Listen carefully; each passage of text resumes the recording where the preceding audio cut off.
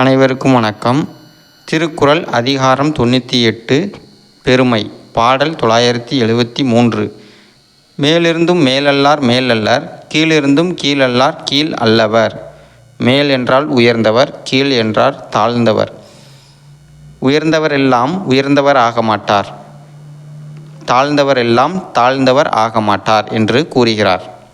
எனக்கு ஒரு சம்பவம் நினைவுக்கு வருகிறது. தேர்வு எழுதுவதற்காக ஒரு இடத்திற்கு செல்ல வேண்டியதாக இருந்தது. கூகுள் மேப்பில் சர்ச் செய்யும் பொழுது ரயில்வே ஸ்டேஷனிலிருந்து இடதுபுறமாக சென்று 2 தெரு தள்ளி இருப்பதாக அது காட்டியது. இது நடைமுறையில் அங்கு சென்று பார்க்கும்போது சிறிது குழப்பமாக இருந்தது. ஒரு பெரிய நிறுவனம், அந்த பெரிய கடை இருந்தது.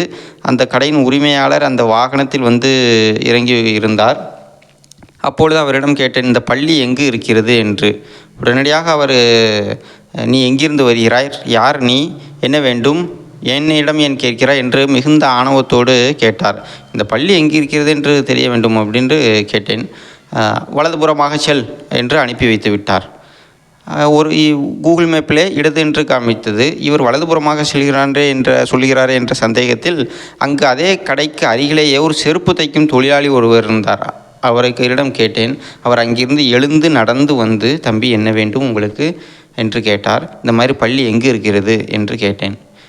இதே இடதுபுறம் சென்று 2 தெரு தள்ளி ஒரு டீ கடை ஒன்று வரும், அங்கு செல்க, அதுதான் பள்ளி என்று தெளிவாக கூறி அனுப்பி வைத்தார். அதனால்தான் இந்த செல்வந்தர், கடை வைத்திருப்பவர், மிகுந்த ஆணவத்தோடு தவறான பதிலை தெரிந்தும் தவறான பதிலை கூறினார். ஆனால் இந்த செருப்பு தைக்கும் தொழிலாளியோ இன்சொல்லோடு சொல்லி அனுப்பி வைத்தார். இதைத்தான் இங்கு வள்ளுவர் குறிப்பிடுகிறார்.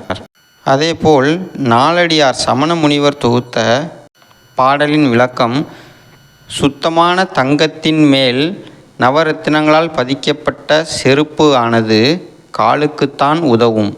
அதேபோல் எவ்வளவு பெரிய கோடீஸ்வரராக இருந்தாலும், அவர் செய்யக்கூடிய செயல்கள் கீழானதாக இருந்தாலும் அவரும் கீழ் மக்களாகவே கருத வேண்டும் என்று குறிப்பிடுகிறார். உயர்ந்த நிறுவனம், உயர்ந்த அதிகாரி ஒருவர் என் நண்பருக்கு வேலை வழங்கினார். உதவியாளருக்காக வா, உனக்கு சம்பளம் 15,620 ரூபாய் என்று கூறி அழைத்து சென்றார். வேலை தருவதாக கூறி அழைத்து சென்றார். என் நண்பரும் சென்றார். ஆனால் அங்கு அவருக்கு கம்ப்யூட்டரிலே பணி, பிரிண்ட் எடுப்பது, கேஷை வாங்கி அதுக்கு பில் கொடுப்பது என்று தான் சொல்லப்பட்டது. ஆனால் அங்கு சென்றவுடன் இன்னொரு அதிகாரி வந்தார். அவரோ இவர் இந்த உதவியாளர் என்று பெயர் சொல் கணக்கு காட்டி 15,620 ரூபாய் பதிலாக வெறும் 12,600 ரூபாயை ஊதியமாக வழங்கப்பட்டது.